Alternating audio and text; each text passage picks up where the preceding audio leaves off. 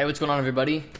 These are principles that I've been working on actively over the past 5 to 6 months as I've been operating my business and scaling it to a 7 or multiple 7-figure level, hiring team members, dealing with internal operational issues, and applying the simple things well across the grand scheme of my business to ensure its long-term success. And so this is going to be a longer video, and the audio will be choppy, the video will be choppy, but I'm not here to give you a pleasant experience. I'm here to help you get results in your business.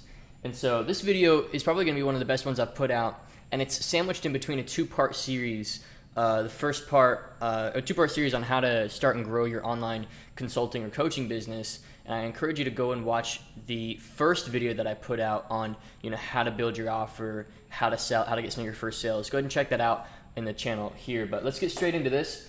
The reason why principles are important is because when you're going throughout life or business, you reach decision points of many different types, whether it's deciding who to invest in to get help to grow your business, or it's deciding who to hire, or it's deciding who to fire, or it's deciding, what direction to take your offer, or it's deciding, how to market. There's all kinds of different decisions that you have to make. And if you don't know your base core principles that guide your decision making at a core level, odds are, because humans are the way that we are, we have extremely short attention spans. It's like, as much as we'd like to think that we have a grasp on reality, most of the time we're going to be so far from how the world actually works that it's almost laughable. And so I've been working on my list of principles actively on the side, and within our client community, on our group calls every single day. Today I'll be having a 2-hour-long group call with our clients instead of the consulting blueprint. And it's funny, they've seen this whiteboard in the background, and they keep asking, like, when are you going to make a video about your principles? When are you going to do it? And I was going to wait until the list is finished, but I'd rather just get it out of the way now and do my first. I think there's 1, 2, 3, 4, 5. Yeah, there's about 6 on this list here. And I want to limit myself to 10. So I don't want more than 10, because what I don't want to do is give myself the room to put anything on this list that I want, because without that limitation, it's going to, I'm going to hurt the quality of the principles. So if I force myself into sort of a barrier or a specific set of rules, like 10 only, then I will force myself to have good principles that I can stick to for the rest of my career.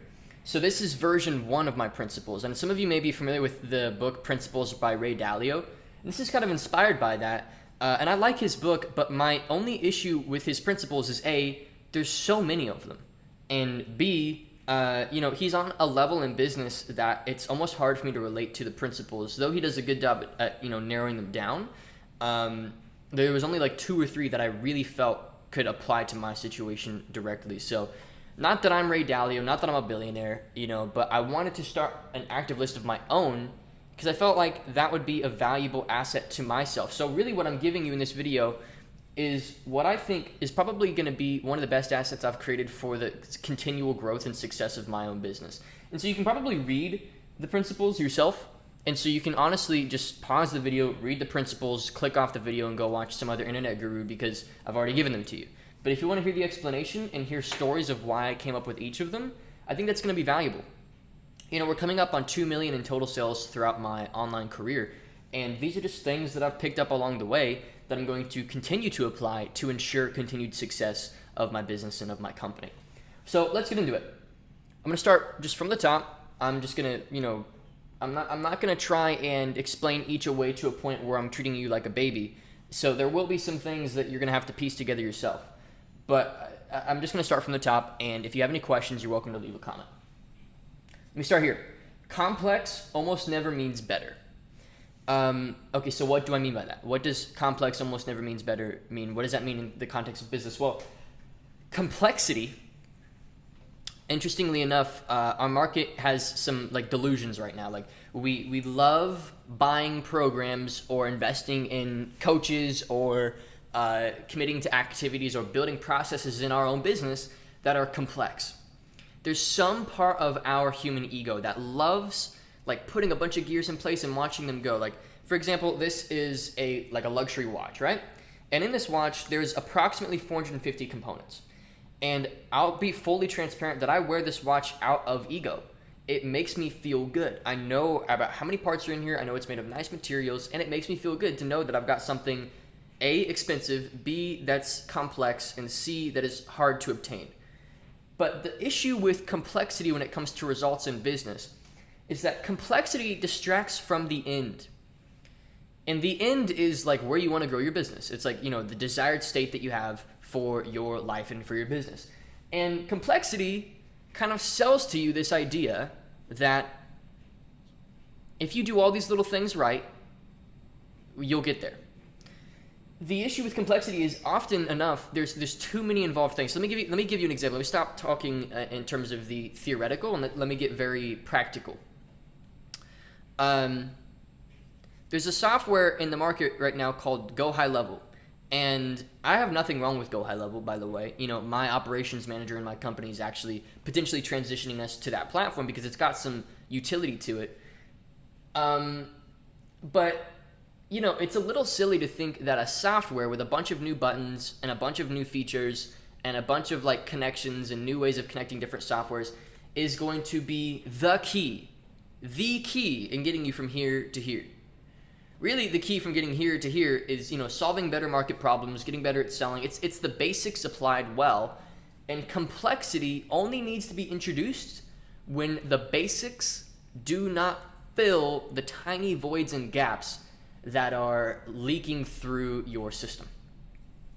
So, we've gotten our business to $1 million a year in profit without really anything complex. I would say the most complex thing that we have is like a 7-day email drip. That's it.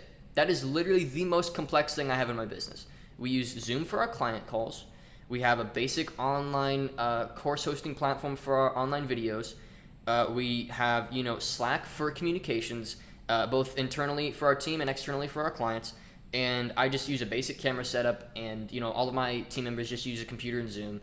And we don't have that much complexity. Like maybe the most complex thing I can think of is our operations manager has a software called Airtable, which gives us like a CRM, so we can see all the clients that have scheduled with us, who's closed, the lifetime value of our clients. But even that, not that you shouldn't introduce complexity, but it's not the solution. It almost never is the solution. And this is, again, keep in mind, these are my first 6. I want to expand on this concept because what I don't want to do is give advice or input that isn't thorough, that isn't thought through in every scenario. So use your own discretion. Sometimes complexity is needed, but I'll say in terms of making sales and in terms of actually making money, you do not need a 15-part funnel sequence with zaps set up in every possible direction and 18 softwares involved in the follow-up process. And you don't need softwares that script every single one of your calls and turn them into a script so you can collect all the little micro pieces of data. There's some value in that. It will give you a tiny advantage, but it's not the thing. If we look at the 20% that gets you 80% of the results across every single possible business model, it's just a good offer that makes sense in context with the challenges and goals of the client and the perceived challenges and goals. Having deliverables that actually solve those challenges and move them closer to their goals, and a sales process that allows you to have conversations with people that have those challenges and want those goals. That's it. In complexity, I promise you, and this is my experience. I don't care what software you use. I don't care if you use ClickFunnels. I don't care if you use Go High Level. I don't care if you use Infusionsoft. I don't care if you use, it doesn't matter to me. What matters is how many conversations are you having? What are the quality of those conversations? Quality meaning, desire of the prospect, the pain level of the prospect, the quality of your offer, the questions that you ask, and are they a good fit for what you do? Genuinely, can you help them? That's the most important thing. So complex almost never means better in terms of your sales process, and complex almost never means better in terms of your communications either. I see people that try and build a process for everything. And gosh, I guess it can help sometimes, but it certainly isn't the thing. I think to contextualize this principle, get to $1 million a year first, and then start thinking about processes. Like, be willing to make a mess, and you'll move a lot faster. That's another way of explaining this principle. Which leads me to my next one. Conversations are always the next step in the sales process. What does that mean? Well, what that means is, a lot of people want to sell you on this concept of like fully automated transactions in your business. So it's like, you run ads to this $37 product, and in that $37 product, there's an upsell for a $1,000 product. And then in that $1,000 product, there's like a upsell for like a $5,000 product. And like, you can just, you can screw off and you can go to the Maldives and your business will just work for you. So there is some truth to that, in that thanks to the internet, we can have, sales calls and conversations with people without talking to them. That's true. But if you really want to have a business that lasts, if you really want to impact the clients that you work with, and you also want to have some emotional investment in the progress of your clients and their experience within your company, then I think you should lean into this principle. Because what do conversations do? Whether it's over the phone, over Zoom, or over Messenger, or over text, what do conversations do? Well, they help you build a relationship with your clients. And even though you are one person, and like, for example, inside of our program, we've worked with almost 550 people at this point. So we've had a lot of people roll through our process, and I haven't talked to every single one. But somebody on my team at some point spent at least, the total attention hours that a client will get by the end of their process has to be at least 20 full hours of attention and guidance and help. And so conversations are always the next step in the sales process and in the delivery process too, by the way. Is it hard? Yes. Is it time consuming? Yes. Is it expensive? Yes. Is it convenient? No. Does it help on every single possible level your client experience and your business and your understanding of your market and keeping you in tune with your needs of your team and of your clients? Absolutely. And not only that, but it creates an air of trust. Because I don't think people, as much as they do buy your 997 program at the end of your webinar, as much as that might make you money, I think everybody in the back of their head would prefer to talk to you. So this is like why we help our clients actually book calls to make sales. So we don't do any automated sales. Like, I do not sell anything without talking to the prospect first. Both because just because you have the money doesn't mean you're actually a good fit for what we do. So that's the first thing. And second of all, I want you to feel the weight of the decision you're making so that you actually commit. Because half the time, people will just buy your thing, and then they're not actually emotionally committed, and then they don't get results, and then they blame it on you. And you may have experienced this, and it's probably because you didn't actually talk to the person. And when you're talking to people to get them to buy, you want to figure out three things. Where are they now? Where do they want to get? And what challenges are they facing? And when they're in your process, once they've already bought, you want to figure out a few things as well. You want to figure out, where are they now? What have they done so far? What are their current challenges? Do they still want those goals? And how can I help you? That's what you need to figure out. So conversations are always the next step. It doesn't matter if it's a total stranger that you've never met. It doesn't matter if it's a client that's already bought from your thing 3 times and just says, look, I've got the 10 grand, I'm ready to go. Do yourself a massive favor and hop on the phone with them real quick before they buy. I promise you that will serve you in multitudes of ways. Okay, next. Hard work, and I'll make sure that the mic can hear me here. I can't look away from the mic so much because I think it'll hurt the audio. But hard work makes up for lack of leverage and clarity, so chase the latter first. This is a concept that I have preached. Literally, you can go back. I was watching some of my older YouTube content for a minute here, the past like 2 or 3 days, to kind of get back in context with honestly the way that I present myself online and like how I talk and like what sorts of videos I could make to get some inspiration. Because to be honest, my YouTube game has kind of fallen off because I've been so focused on the internal operations of my business. And I gave this analogy in a video that I made a while back. And the analogy was, well, I'll just get straight into it. There's 2 men both pushing wheelbarrows, 2 men of similar stature, of similar strength, both pushing wheelbarrows of similar weight. And this is a analogy given by Douglas Kruger, who's like a really underground author. He's kind of like a Dan Kennedy, but for getting out of poverty specifically. which is really neat to me. And I've studied a lot of his stuff because I think if I know how to avoid poverty permanently, from a thinking perspective, then I'll never have fear. And truly I don't. And another video that I'll be working on here in a sec, not to go on too much of a tangent, the video I'm recording directly after this video is a video called Why Business Isn't Risky at All. And it's a really interesting concept, and I think it's actually completely true. But we'll get into that. So hard work makes up for lack of leverage and clarity, so chase the ladder first. So what actually is hard work? Well, the physical definition of work is applying force. Applying force, that's work. Work is applying force. And I think our culture glorifies force because we have this, here's how our culture's logic goes. The more work you do, like work equals like what you earn. Work equals what you are allowed to have, basically. It's like if you didn't work hard for your money, then well, you're, entitled and you are selfish and you're taking things from other people and on and on and on and on. Because I'm working hard for my money, you should have to work hard as well. And like, for example, when I tell people in our mastermind group, I'll just say, look, all I have to do to have a $40,000 or $50,000 day, which by the way, we had our first nearly $50,000 day, so I can prove that this works. But and I'll make a video on breaking that down as well. So I've got some great YouTube content coming up. But all I had to do was just send out a little bit of a blast to our list and just be like, hey, we've got some. Here's an offer for you. Take it or leave it. That's it. And then boom, huge day in the business.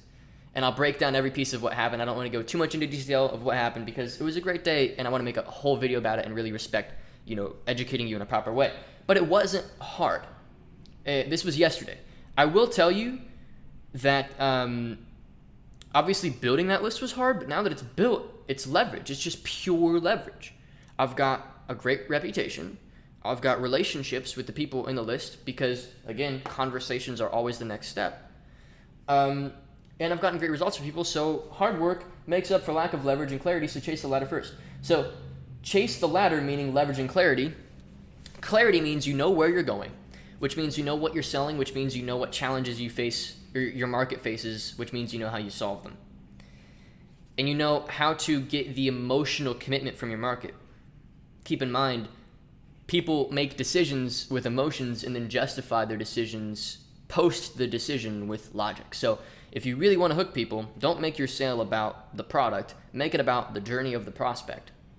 Because everybody knows on some level, if you've watched this video this far, you know that you need to work with me. Like, we're both clear on that. You know for a fact that if you buy our thing, we can help you. So it's not about what we do. It's about, are you ready to commit to that process? And how badly do you want it? And are you being honest with yourself about that? Or are you just kind of sitting on the fence in that state of limbo of like, oh, I will eventually, but not right now, and you're making excuses. So it's like, leverage and clarity is knowing where you're going, knowing where your clients are going, how you're going to get them there. And leverage is proof that you can do it and, a list of people effectively and a reputation. So leverage and clarity is significantly more important than hard work when it comes to getting results, which means when it comes to growing your business. Hard work, often enough, I've found, is for people that have something to prove. And that's a hard hit for a lot of people in their ego. Because I've talked to people who work hard. I've talked to people who say, I put my blood, sweat, and tears into what I do. And a good portion of the time, the reason they say that is because they want to justify their own success to you because they don't feel worthy of it. Or they grew up in an environment, like myself, I grew up in the Midwest. Keep in mind, if I drive 15 minutes practically in any direction, I'm going to run into a farm. And what are farm owners? Well, they work hard for their crop most of the time, unless they understand leverage and clarity, in which case they've outsourced the work and they've got workers, right? But a majority of the time, these landowners, they plant their crop and harvest it in harvest season, and it's work, it's toil. They take care of their cows, their sheep, whatever. And it's work, it's toil. And they've built, over decades of having done this, a correlation between work and progress. The reality is that work doesn't have anything to do with the amount of money that you make. It has nothing to do with it. And the sooner you can purge your brain of that concept, the quicker you will find yourself on the other side of literally infinite riches. Like, I hate to sound like somebody trying to sell you something. Because honestly, do not pay me a dime. This is just how the world works. The concept that you have to work hard for your gain is just a very subtle play by our culture to keep you idle. And I don't want to sound like a conspiracy theorist, but when you kind of look back at the progress of the writings on, how the economy works and small business ownership, only in the past few decades have we come to a point in our culture, particularly Western culture, where we've accepted the premise that work equals results. Before that, and particularly before the 60s, where the kind of the self-entitlement and the message of you are your own there's a lot of shifting in the 60s. Like anti-capitalism was definitely one of the big ones. Well, to make up for not being a capitalist, you had to clearly work, because that makes you just like everybody else. And if you're just like everybody else and you work hard for your toil, then you're good, because you're not allowed to make it easy for yourself. It has to be hard, because if it's hard, then you are humble, and humble is good. But that's just such twisted thinking.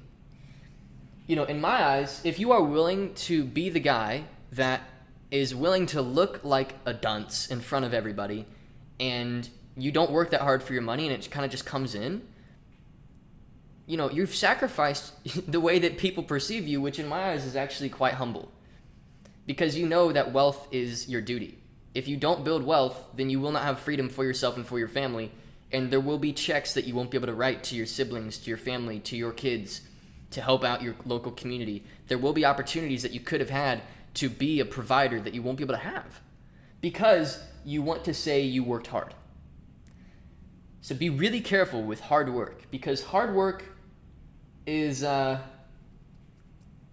it's just not the answer. I've heard some people say, once you figure out the right thing to do, then work hard on it. And there's some truth to that, but it kind of depends on how you define hard work too. So like, what is hard work? Because, I've got a fleet of advertisements and YouTube videos and, prospectors within my own company that fill our calendar. And I've got, salespeople that are genuinely incredible people through and through, character, integrity, and they make offers to people that we know we can help. We've got a program that I don't have to touch, and it gets results for people, and our clients are happy, and they send their friends, and I can just sit here and it just happens. And so really, did it take hard work to build that? Arguably. But I didn't really necessarily have to work that hard, because I got help, and I just did what the people told me to do, and I just fast-tracked the process. So it's a really interesting concept, and so I will guaranteed get some hate for this, because people are so attached to hard work equaling results. And I really, really, really want to challenge that. I want to be very careful not to lead you on that hard work is results. Hard work, if you have no leverage, is your only leverage. I will say that. If you're just getting started, the only leverage that you have is your own blood, sweat, and tears. The second you have leverage, whether that means capital in the bank, whether that means a reputation forming online, whether that means attention coming to you online, whether that means a list that you're forming, whether that means the understanding of how to make a good offer to somebody that they can't refuse, whether that means who knows what, you need to replace your hard work with just taking your leverage and flipping it on itself and letting it compound, okay? So that's a whole video in of itself. So I'm going to move on to, that's 3 principles. We've got 3 left. Here's principle number 4. Unlearning, which I don't even know if that's a real word. Unlearning the wrong things is often more important than learning the right things. It's kind of like hard work, right? Like hard work is this like totally broken concept. It doesn't actually have any real world impact. It doesn't.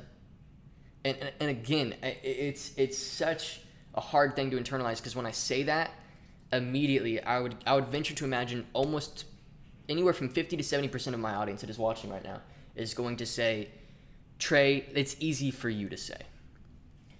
And And for example, in our mindset training, in our worldview training inside of our program, one of the things we go through is the biggest false belief for beginners is saying they're not like me.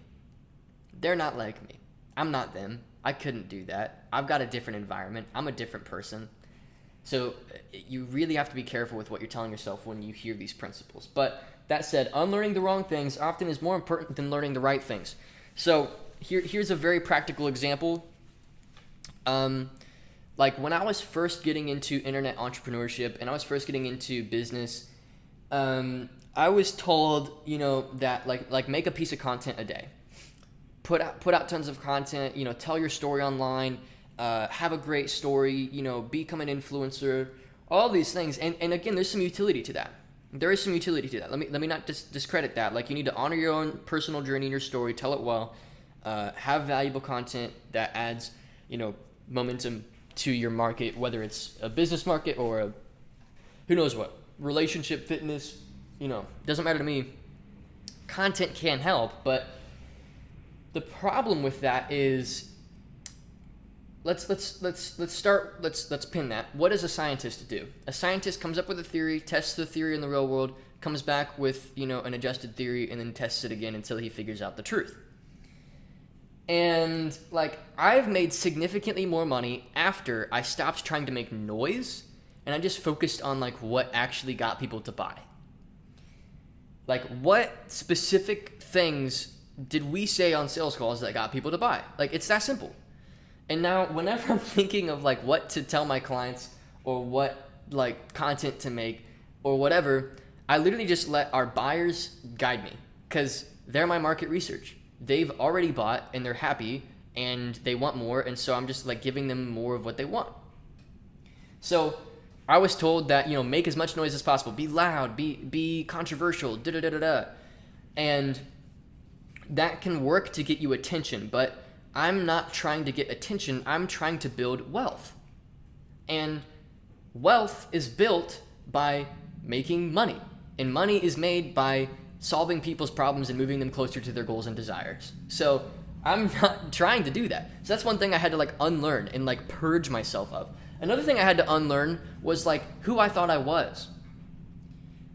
Who you think you are is odds are one of the biggest holdbacks to your success.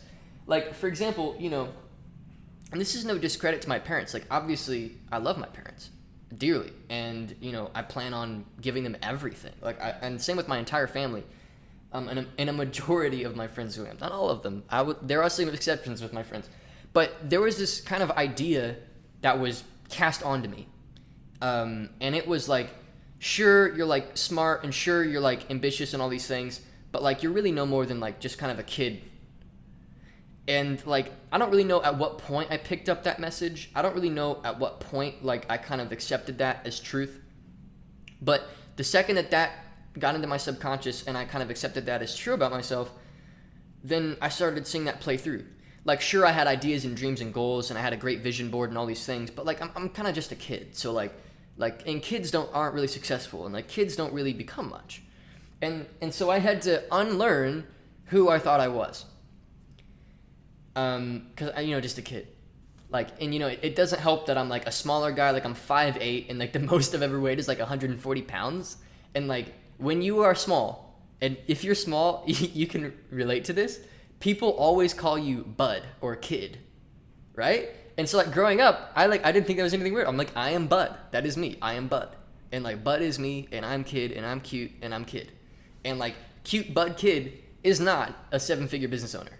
It's that, it's just, there's a clashing there. And so your concept of yourself becomes the way that you act, and then the way that you act becomes the results that you get.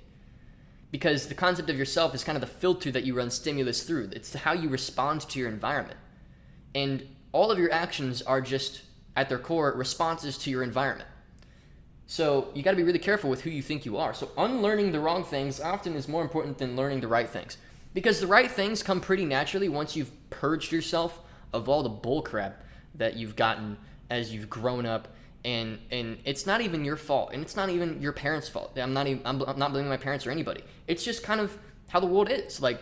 People will judge you before they even know you, and their judgments of you will interfere with the way that they'll interact with you. And the way that they interact with you, you'll perceive as truth, and you'll take that home and you'll put it in the bank, and you will kind of just be like, okay, I am kid, right? Like, that was me, I am kid. And so I am not kid. I am not anything. I am just whatever I kind of choose to be. So I had to unlearn that I even have this like self, this like person, and I had to just decide to kind of become the person that I wanted to be. So I kind of set out like all these ideas of myself that I desired to be, and then I just became it over time by just acting as if I was already that person. And then here we are. Like, you can go back on my YouTube channel. If you do not believe me, go back. Like, I used to think that a $500 sale was big news. I used to think, and it might be for some of you, I don't want to sound insensitive, but that's my growth process. I made a video forever ago about like, all my goals and dreams and like all these things, and you could just hear it in my voice that I didn't think I could actually do it. And I want to tell you that, if you are that person right now that is unsure of if you can do this, and you've got some doubters around you, and you've even got some family that doubts you, I've been there, and I've done that, and don't ever build resentment towards your family. You should never blame them, because they're not judging you for you, and it's not even my family's fault. It's, again, people just judge others the same way that they would judge themselves. And so because a majority of the people in your life do not see themselves as capable of the things that you say that you want, they will judge you by the same measuring stick that they judge themselves. And so then you'll get that judgment, and then you'll perceive it as true if they happen to be like an authority figure in your life, like a teacher, for example. So you just have to be very aware that you're only going to receive judgment cast onto you as a mirror image of the judgment that people cast on themselves. So unlearning the wrong things, and let's get very practical here too. Another thing that I thought was right was like I had to like have a webinar. And I'm not discrediting webinars. I think they're like a good way to sell. And to be frank, we're even thinking about investing like 30 grand into this guy who's built webinars for people that have made like tens of millions of dollars. We're thinking about just going nuts with that. And I really think that's a great option for our company at this point. And we're revving up to do that. So I'm not saying that webinars in and of themselves, but what I thought was, in order to get started, I needed a webinar. So before I even made my first sale, before I even knew what people wanted to buy, before I even knew my market message, before I knew what false beliefs I had to break for people before they were willing to invest with me, I was like, I need to build a 2-hour-long webinar. So I hadn't sold anything, and I'm on Keynote building this webinar with like no idea like who my like customer avatar is, no idea like who is actually going to buy this thing, no clue how I'm actually going to get them there, and I'm like, webinar. And it's because there's just so much noise. And so I had to unlearn that so that I can focus on what actually works, which is just like, again, conversations, like talking to people on LinkedIn, Facebook, Instagram, whatever, just booking meetings and making sales, which is, we've just scaled up that process to a point where now we do, about $1 million a year in profit. So it's like nothing complex. We have a training. It's linked in the description. You can watch it. And there's nothing for sale on it too. So it's actually just a really valuable piece of content, which is my goal with my training. It's extremely valuable. There's like no fluff. It's just value. Some people would argue that it's a sales pitch, but I digress. I think it's pretty good. But I had to unlearn a lot of the stuff that, came with the beginner messages that you get, like build a webinar. Oh, you need to learn how to do ads. This is such a big one. You need to learn how to do ads. You think about it, ads are kind of scarcity thinking, because scarcity thinking says there's not that many people in your market, and you have to like spend money to make money, and and like it's really hard to reach your market, so you have to pay to reach your market. And like ads are just one way of getting a piece of content in front of somebody. That's all it is. Like, all you're doing is just paying to put a message in front of somebody. And like there's other ways to do that A, don't cost money, and B, are arguably more effective than ads. So I had to unlearn that ads are like what I needed, right? There are ways of like partnering with people. There's ways of like, doing shout outs. There's ways of, it's not just Facebook ads. I think ads are good. Let me make sure I'm very clear. Ads in of themselves are not what I'm coming down on. What I'm coming down on is thinking for me at the beginning that I needed to know how to do ads in order to be successful in business. Today, I really know how to do ads, but it's not what I needed when I first got started, right? Because I didn't need any one thing to get started. This is what you'll be sold. You'll be sold, oh, you need this one thing. You need to know how to do ads. Like, you'll buy a 997 course, and it'll be like, if all you know how to do is run ads, then, we've changed your life forever. And there's some truth to that, but you're going to have a lot of empty, there's going to be a lot of unknowns surrounding that one skill set. Like, for example, I'll tell you this, one of the things I had to learn was people with skills will always end up working for the people who have a pipeline. And so I thought having skills was what I needed to do, like, in order to be successful. So I needed to, like, know how to do ads. I needed to do, like, copywriting. I needed to know how to, like, do all these things, because that was, like, my niche, was, like, marketing for clients. So I had to unlearn that I needed all those skills in order to make money, because it's just not true. Those skills are necessary for me now, and I have them because I choose to, because I want to know how to do those things, because I like to believe that it gives me a strategic advantage in my business. But I have people that can do all of these things better than I can. Like, for example, the guy that we're about to pay $30,000 to build the whole thing. Like, he's going to write the ad copy, build the funnel, build everything like that. And so why have the skill if I can just make some money so I can then pay somebody who has the skill to guarantee it will work, and I don't have to waste like a year of my life figuring it out? Like $30,000 or a year of my life. So there's a lot of stuff I've had to unlearn, and that's just a handful of examples of things that I've had to unlearn. So you just have to be careful with what you accept as truth, because what you accept as truth is going to either be the biggest bottleneck in your success, or it's going to be the biggest amplifier in your success. Whatever you think is true, you're going to live out, because humans have a really hard time doing things that they don't internally agree with. So, okay. Principle number 1, 2, 3, 4, 5. Second to last principle. The best student always becomes, inevitably, the greatest master. So what does this mean? This basically means, it's pretty clear. If you are a good student, you will become better than the person you're learning under. Inevitably. Every single time. And I can look at like some, people that I've invested in and gotten help from. Because the reality is, you look at the history of human nature, skills were always kind of like passed down. It was like a tribal thing. Like, the men taught the boys how to hunt. Or like the women taught the girls, how to cook or something, right? And it was always kind of like passed down like that. And, in our generation today, like the kind of internet context version of that is getting help from people that have been there and done that.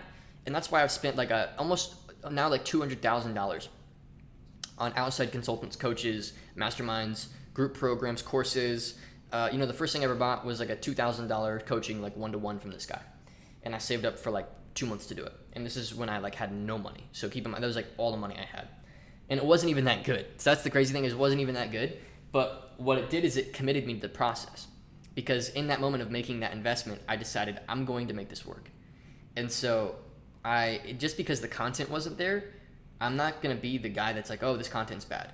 Like, the fact is, it got me to commit, because in that moment I committed to solving this problem. And here I am today. So it's a big jump. That $2,000 investment made me a lot of money. But the best student always becomes inevitably the greatest master. I've seen this in my business, in the people that I've invested into and that I've grown past. Sorry, there's a fly in my apartment. That's embarrassing. I don't know how that got in here. Best student inevitably becomes the best master. Because when you apply the concepts well over time and you adjust what they've given you and make it your own and take it and run with it further, you will pass up that person. Inevitably. It's interesting how a lot of people think that by investing into programs that you are like somehow beneath the leader of the program. But really, you can take what they give you and like turn it into your own and like make it better. That's just base human ingenuity. We've got this gift of being able to take information and opportunity and turn it into something that's bigger than it was ever meant to be. At least that it was ever intended to be. I think it's meant to be big, but that it was ever intended to be by the person you're working with. And so if you are a good student, and a good student is somebody that applies the things they learn quickly and with a good attitude, it is someone that doesn't question the material and just goes through the process. It is someone that understands not just academically what they're learning, but like understands the interconnections between all the things that they're learning and can apply it actually in the world versus just like memorizing the content. They can actually go and do it. And they follow through to like fruition. Like they're always following through. And so the best student always becomes inevitably the greatest master, because the reality is the momentum that you get when you make that investment, and whether it's a financial investment or time investment or whatever it is, the momentum that you get by applying those things gives you a head start on top of the person that you're learning from.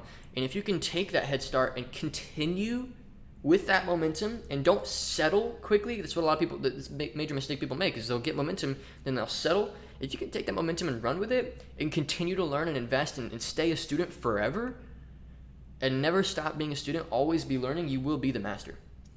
Because the second you think you have it all figured out, the second you think that you know everything, that's when you'll begin to plateau. Because immediately you'll think, I don't need to make that investment, or I don't need to learn anymore, or I know it all, or I've made enough money, or on and on and on. And all of a sudden you're capped. I can guarantee you that I can almost predict the growth of your business by how long it's been since you've gotten outside help. It could be a 99-cent book, or it can be a $50,000 mastermind. I don't care. I can look at your spending habits and see when's the last time you got help, and predict when your next plateau will come. It's inevitable. If you do not have outside help coming into your head constantly and kind of helping your head act as just a river of information and implementation into your field of specialty, whether it's your business or other areas too, like relationships or fitness or whatever, you will plateau. You will plateau in that arena. So the best student inevitably becomes the greatest master. And I really want to encourage you with this one, whether it's us or somebody else, if you are on the fence about getting help. Because my personal mission and vision for my content is that you don't have to pay me a dime and I'm going to make you tons of money. That is my goal, is that I help you start and grow your business or scale your existing business without even having to pay us anything. And purely out of reciprocity and purely out of love for what we've done for you at that point, will you then pull the trigger with us. But let me tell you this, the best student always becomes inevitably the best master. The principle, man, I kind of lost track of my train of thought. I've done so much talking over the past 42 minutes. Hopefully you don't blame me for that. Right. The second that you decide that you know it all, that's when you cap. And a personal story for me is, every single plateau that I've hit, honestly, came because I started getting a high off of being a young successful guy and having all the accolades and kind of puffing out my chest and being yeah, I'm that guy, I've done it or whatever. Literally within days of me feeling that way, the business slows down. It's inevitable. So you have to sacrifice your ego on the way up. And that's maybe another principle I can think about is what are you doing it for? So that's principle number 5. Best student inevitably always becomes the greatest master. Final principle. Managing downside often is the key to a great upside. So what do I mean by this? Well, here's something that people do not talk about in the industry. I haven't heard anybody talk about it. I haven't heard anybody talk about the amount of cash reserves you have in the bank and actually managing your expenses, managing your lifestyle, making sure that your money is, getting put to good use. For example, and this is just a personal example. Yesterday I saw that the S&P 500, the Vanguard S&P 500, for those of you who are into investing and putting your money away, it's currently plateauing quite a bit. It's had a huge growth and it's plateauing. So I've planned now, because I'm assuming it's going to continue to plateau, but this is just a theory and I don't spend a lot of time thinking about this stuff, and this is not financial advice. But I'm assuming that it's going to continue to plateau, if not drop a little bit for a few months, because of inflation and what the government's done to the US dollar over the past 4 years or so, thanks to COVID. Not even 4 years, honestly, more the past year, really. COVID and the new administration, all of that, it's inflating the dollar, and therefore the market's taking a hit. But I decided to throw a bunch of money into the S&P 500. I'm going to throw $10,000 a week into the S&P 500 until I see it's starting to go back up again, because I know for a fact that it's going to be worth tons of money for me in the future. But I could not do that if I did not have a profitable business model. I could not do that. So a lot of people, it's just a fascinating study in human psychology. And I will say firsthand that not only have I in the past had this issue, but it is still an issue that I'm working to solve to this day. Because at the end of the day, it's ego that gets in the way. Managing downside often is the key to a great upside. And specifically, the arena I'm talking about right now is in your finances, but there's other examples as well, like reputation downside. Like one unhappy client can mean, the end of your business. Because who knows what they're going to go out online and say, and people tend to trust the unhappy people more than they trust the happy people. It's just psychology, right? But in terms of financial, it doesn't matter how much you make, it just matters how much you keep. I don't care if you have a $50,000 to $60,000 a month online business or $200,000 a month online business. If you are only pocketing like 20% of that at the end of the day, dude, you are risking so much in the long term. Because you got to understand, not only do you have those expenses now, but as you grow, your expenses bucket will grow with the growth of your business. And it's not just about how you're behaving now. It's like, oh, I can fix this in the future. No, there is no future. There's only right now. You can only fix that right now, because if you make that a habit, I promise you, I don't care how much money you make, it will be gone at the end of the month, or at the end of the year, at the end of the quarter, or at the end of the decade. It's sorrowful how many people make a ton of money, end up with almost nothing in the bank because they're not managing their downside. Like, how long has it been since you've looked at your profit and loss statements? How long has it been since, your accountant sent you a statement on your percentage growth in profits? How long has it been for a lot of you since you've logged into the bank account and looked at the past 30 days of spending and decided to eliminate the unnecessary, bottom 50%? How long has it been? Because I guarantee you that one habit, no matter how good your systems are, no matter how much your program costs, no matter how much revenue you do a month, no matter how confident you are in your sales, no matter how great your team is, no matter how happy your clients are, if you do not purge your business of unnecessary spending at least once a month, you are going to dig your own grave. Because then you're going to have this massive operation that has tons of moving pieces and tons of responsibility on your shoulders.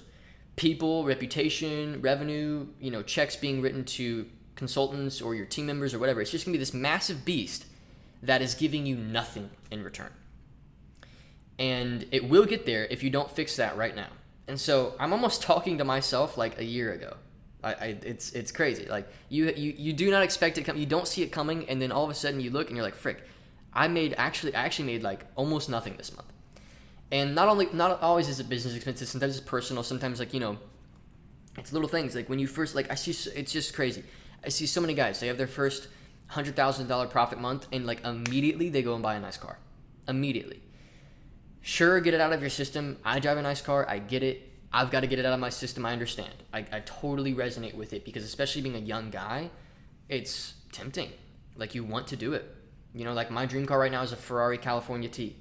But I only want to buy that car in cash, and I only want to buy that car once I can afford the car with a week's worth of profits. So it's like I've got this specific trajectory that I'm on of I'm not going to do it until this time, right? So I want the nice things that I want to inevitably be frugal in comparison to the amount of money I make. But that being said, managing downside means not just your finances. It means what skeletons do you have in your closet that you haven't, checked on in a while? What have you swept under the rug that needs swept back out and put in the dustpan and, put in the trash? What clients are you ignoring? What issues are you ignoring? Often people don't screw themselves over and prevent themselves from reaching their goals because they don't know what to do. A lot of the time they know what to do, but they just can't because they're in this state of limbo because there's something holding them back that they haven't addressed yet. And so finances are a great reflection of this, and that's kind of why I used that example, applied this principle to that sort of realm to start. But another great example can be downside could be relationships that that you don't need right now. It could be for men, and I'll call out some of the men watching my channel. It can be women in your life that aren't good for you.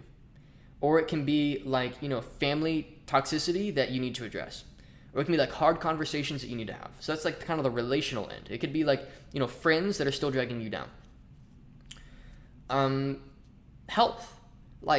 Honestly, bad sleep and bad diet will do more to the destruction of your business than anything else. There's very few things that will get in the way of the growth of your business, like bad sleep, bad diet, bad health routines, not taking care of yourself, not having good energy throughout the day. I can't even tell you how incredibly different my productivity was, and not just my productivity, not just like how quick I can type and crap like that, but like the level that my thinking went to. Because it takes energy to have a higher level of thinking, but the level my thinking went to once I just put blackout curtains in my bedroom. Once I just, got on a decent routine. Once I like stopped staying up till 1 or 2 a.m. Just the basics. And so managing downside is often significantly more important than managing upside when it comes to maybe not your current revenue, like right now this month, but when it comes to sustaining that revenue, when it comes to the profit margins involved in that revenue, when it comes to the margin that you have in life, the amount of energy you have, the focus you have, the margin that you have to do the things that matter to you, downside matters more than upside. So don't try and solve your downside issues by introducing a ton of upside. Solve your downside issues by solving your downside issues. Cut out that person. Stop that bad habit. Work on your, like the negative talk you have in your head. Check your P&L statements and like stop spending money on things that you don't need to spend money on, right? Like in my business, for example, I've got a $25,000 a month spend limit for all business expenses, not including education. So that doesn't include education because that's its own category. So internal operations, team, delivery, everything like that, $25,000 a month. For now, that's not going to be permanent, but it is a place that I can hang out at that prevents me from going over. The only exception I'll make is if I know for a fact that and I have to spend over that in order to get to the next level. But I only spend about $25,000 a month.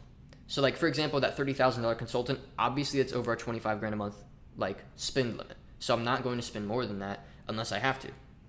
Or for example, if I'm going to launch a massive ads campaign, or I'm going to, who knows what, there's different things I can do in my business, but to really, it's that maintenance, those maintenance costs, right? No more than $25,000 a month. Because if it takes me $50,000 a month to maintain my current like level of business, I'm screwed, because like that's, almost a third of our revenue, and that's going to suck. Like that's a lot of money down the drain.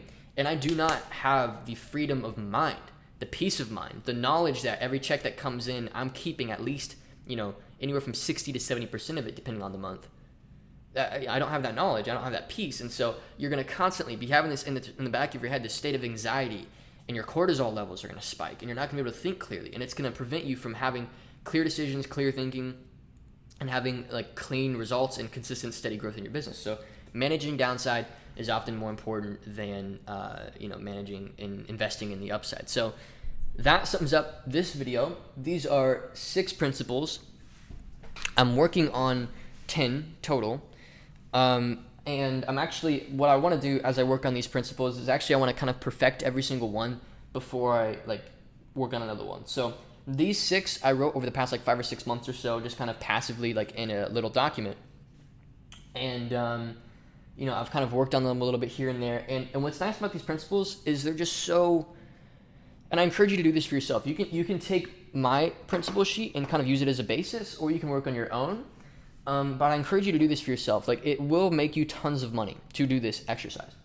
I would challenge you over the next 3 to 6 months, every time you face a problem, look at how you solved it and figure out, okay, the way that I solved that problem, how can I apply the way of thinking that I used to solve that problem to other problems in the future?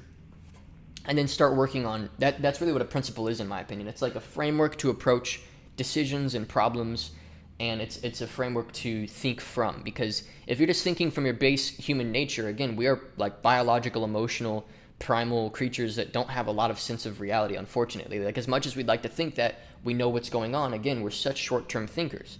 Like, all my brain can do in this very moment is process making this video for you right now.